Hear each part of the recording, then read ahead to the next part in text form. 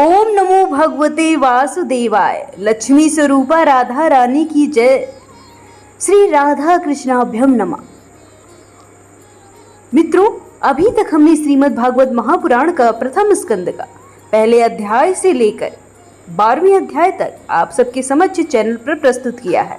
आज हम प्रारंभ करने जा रहे हैं श्रीमद् भागवत महापुराण प्रथम स्कंद 13वां अध्याय। विदुर जी के उपदेश से धृतराष्ट्र और गांधारी का वन में जाना। सूत जी कहते हैं, विदुर जी तीर्थ यात्रा में महर्षि मैत्रेय से आत्मा का ज्ञान प्राप्त करके हस्तिनापुर लौट आए।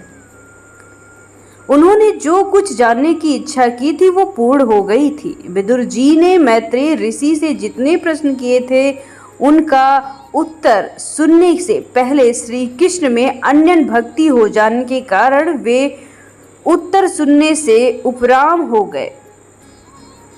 सौनक जी अपने चाचा विदुर जी को आया देख धर्म राज युधिष्ठिर, उनके चारों भाई धृतराष्ट्र, युसु, संजय, कृपाचार्य, कुंती, गांधारी, द्रौपदी, सुभद्रा, उत्तरा, कृपि तथा पांडव परिवार के अन्य सभी नर नारी और अपने पुत्रों सहित दूसरी स्त्रियां सब के सब बड़ी प्रसन्नता से मानो मृत शरीर में प्राण आ गए हों ऐसा अनुभव करते हुए उनके अगवानी के लिए सामने आ गए। यथायोग आलिंगन और प्रणाम आदि के द्वारा सब उनसे मिले और विरह जनित उत्कंठा से कातर हो सबने प्रेम के आंसू बहाए।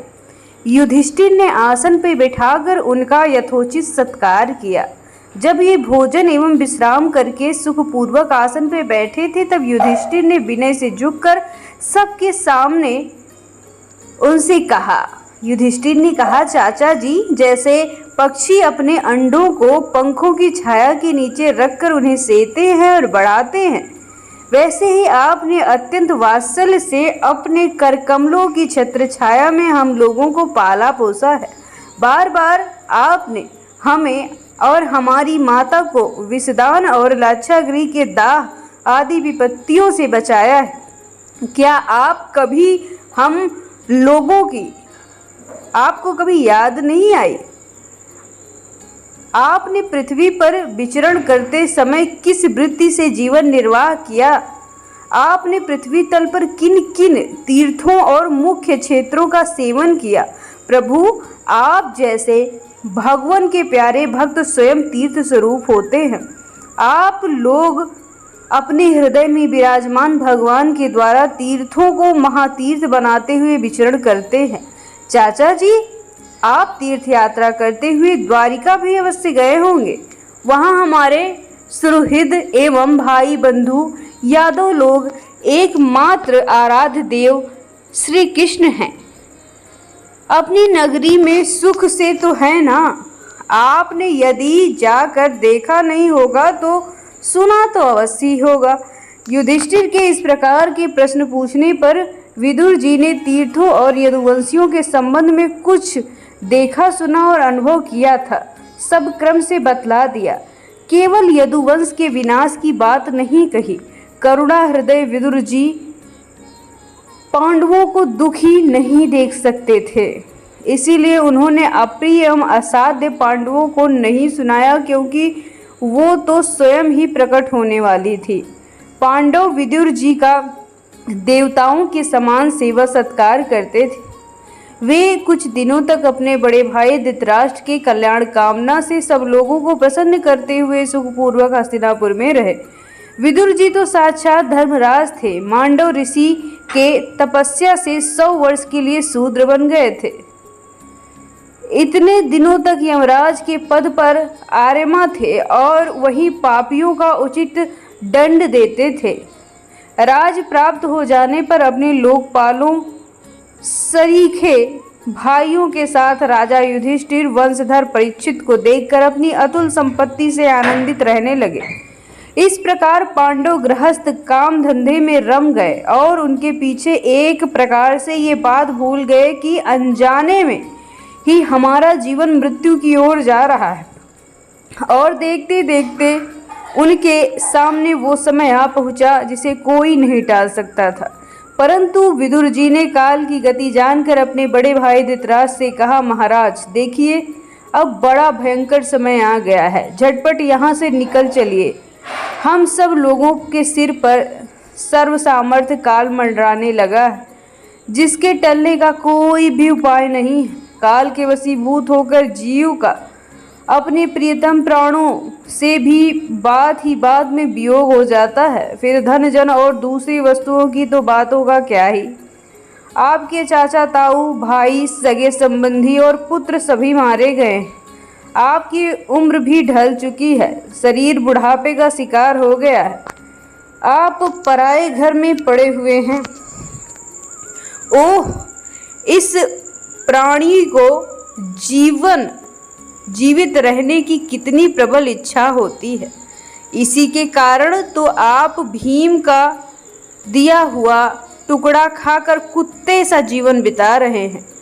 जिनको आपने आग में जलाने की चेष्टा की, विष देकर मारना चाहा, भरी सभा में जिनकी विवाहिता पत्नी को अपमानित किया, जिनकी भूमि धन छीन लिए, उनके अन्न पर आप पल रहे हैं। प्राणों को रखने में कैसा गौरव पा रहे हैं।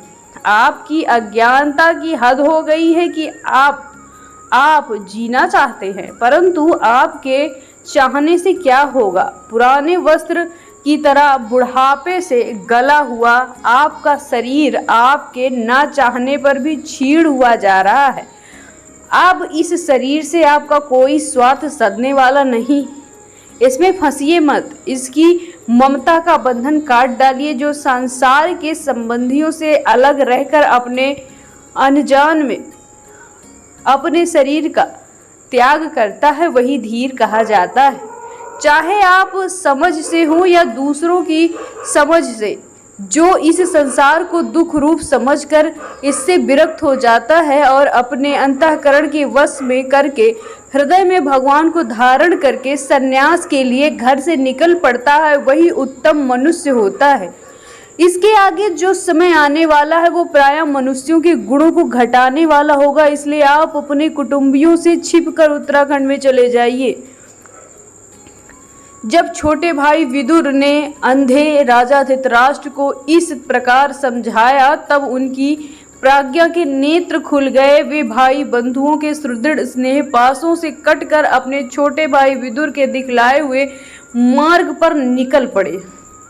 जब परम पवित्रता सुबल नंदिनी गांधारी ने देखा कि मेरे पति देव तो उस हिमालय की यात्रा कर रहे हैं जो सन्यासियों को वैसा ही सुख देता है जैसे वीर पुरुषों को लड़ाई के समय में अपने शत्रुओं द्वारा किए हुए न्यायोचित प्रहार से होता है, तब वे उनके पीछे पीछे चल पड़ी। अजातशत्रु युधिष्ठिर ने प्रातःकाल संध्या वंदन तथा अग्निहोत्र करके ब्राह्मणों को नमस्कार किया और उन्हें तिल, गौ, भूमि और स्वर्ण का दान दिया।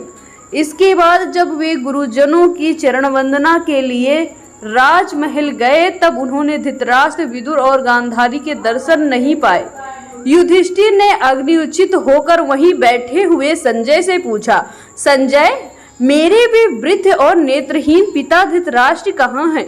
पुत्र शोक से पीड़ित दुखिया माता गांधारी और मेरे परम हितैषी चाचा विदुर कहाँ चले गए? ताऊ जी अपने पुत्रों और बंधु बांधवों के मारे जाने से दुखी हैं। मैं बड़ा मंद बुद्धि हूँ, कहीं मुझसे कोई अपराध की आशंका करके वे माता गांधारी सहित गंगा जी में तो नहीं कूद पड़े। जब हमारे पिता पांडु की मृत्यु हो गई थी और हम लोग नन्हे नन्हे बच्चे थे, तब इन्हीं दोनों चाचाओं ने बड़े दुखों से हमें बचाया। वे हम पर बड़ा ही प्रेम रखते थे। हाय, वे यहाँ से कहाँ चले गए? सूत जी कहते हैं, संजय अपने स्वामी धृतराष्ट्र को ना पाकर स्नेह की विकलता से अत्यंत पीड़ित और विरहतुर हो रहे थे। वे युधिष्ठिर को कुछ उत्तर नहीं दे सके।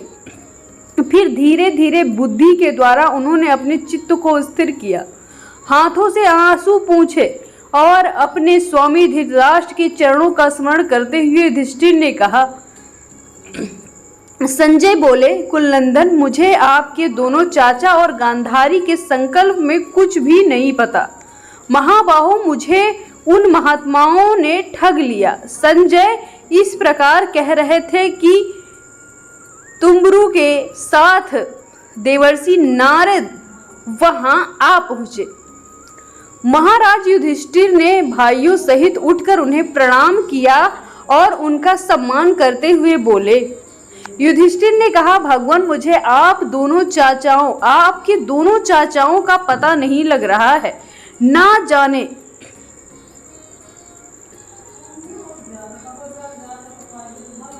दोनों पुत्र शोक से व्याकुल तपस्विनी माता गांधारी यहाँ से कहाँ चले गए। भगवान, अपार समुद्र में कर्णधार के समान आप हमारे मार्गदर्शक हैं। तब भगवान के परम भक्त भगवान में देवर्षि नारद ने कहा, धर्मराज, तुम किसी प्रकार का शोक मत अपने हृदय में रखो। ईश्वर की आज्ञा का पालन वो कर रहे हैं। वो एक प्राणी को दूसरे प्राणी में मिलाता है और वही उन्हें अलग करता है। जैसे बैल गाड़ी रस्सी में बंधे हुए छोटे रस्से से नधे अपने स्वामी का भार ढोते हैं, उसी प्रकार मनुष्य भी वर्णाश्रम आदि के अनेक प्रकार के नामों से वेद रूप रस्सी में बंधकर ईश्वर की आज्ञा का अनुसरण करते हैं। जैसे संसार में खिलाड़ी की इच्छा से ही खिलौना संयोग और वियोग पाता है, वैसे ही भगवान की इच्छा से ही मनुष्यों का मिलना बिछुड़ना भी तय हो जाता है। तुम लोगों के जीवन रूप से नित्य मानो ये रूप से नित्य और शुद्ध ब्रह्म रूप से नित्य अनित्य कुछ भी मानो। किसी भी अवस्था में मोहजन आसक्ति के अतिरिक्त कोई शोक योग्य नहीं है। इसीलिए धर्मराज, वे दीन दुखी चाचा चाची असहाय अवस्था में मेरे बिना कैसे रहेंगे। इस अज्ञान जन्य मन की विकलता को छोड़ दो। ये पाश्य भौतिक शरीर काल कर्म और गुणों के वश में है। अजगर के मुंह में पड़े हुए पुरुष के समान ये पराधीन और दूसरों की शरीर की रक्षा कर सकता है। हालांकि हाथ वालों के बिना हाथ वाले, चार पैरों वाले पशु के बिना पैर वाले, और उनमें भी बड़े जीवों के छोटे जीव आहार होते हैं। इस प्रकार एक जीव दूसरे जीव के जीवन का कारण होता है। इन समस्त रूपों में जीवों के बाहर और भीतर वही एक स्वयं प्रकाश भगवान, जो संपूर्ण आत्माओं का आत्मा है, माया के द्वारा अनेकों प्रकार से प्रकट होते हैं। तुम केवल उन्हीं को देखो। महाराज, समस्त प्राणियों को जीवन दान देने वाले वे भगवान इस समय पृथ्वी तल पर देव द्रोहियों का नाश करने के लिए काल रूप अवतीर्ण हुए हैं। अब वे देवताओं का कार्य पूर्ण कर चुके हैं। थोड़ा सा काम और शेष है, उसी के लिए वे रुके हुए हैं। जब तक वे प्रभु यहाँ हैं तब तक तुम लोग भी उनकी प्रतीक्षा करते रहो। धर्मराज, हिमालय के दक्षिण भाग में जहाँ सप्त ऋषियों की प्रसन्नता के लिए गंगा जी ने अलग अलग 7 धाराओं के रूप में अनेकों 7 भाग में विभक्त कर दिया गया है, उसे सप्त स्रोत कहा जाता है। वही ऋषियों के आश्रम पर धृतराष्ट्र अपनी पत्नी गांधारी और विदुर के साथ चले गए हैं। वहां वे त्रिकाल स्नान करके विधि पूर्वक अग्निहोत्र करते हैं। अब उनके चित्त में किसी भी प्रकार की कामना नहीं है, वे केवल जल पीकर शांति चित्त निवास करते हैं। आसन जीतकर प्राणियों को वश में करके उन्होंने अपनी 6 इंद्रियों को विषय से लौटा लिया है। भगवान की धारणा से उनके तमोगुण, रजोगुण और सत्वगुण के मल नष्ट हो चुके हैं। उन्होंने अहंकार की बुद्धि के साथ जोड़कर और क्षेत्रज्ञ आत्मा में 3 प्रकार से महाकाश में घटाकाश के समान सर्वाधिष्ठान ब्रह्म में एक कर दिया है। उन्होंने अपनी इंद्रियों और मन को रोककर समस्त विषयों को 12 से लौटा लिया है और माया के गुणों से होने वाले परिणामों को सर्वथा मिटा दिया है। समस्त कर्मों का संन्यास करके वे समय ढूंढ की तरह स्थिति में बैठे हुए हैं, अतः तुम मार्ग में विघ्न रूप मत बनना धर्मराज। आज से 5वें दिन वे अपने शरीर का त्याग कर देंगे और वो जलकर भस्म हो जाएगा।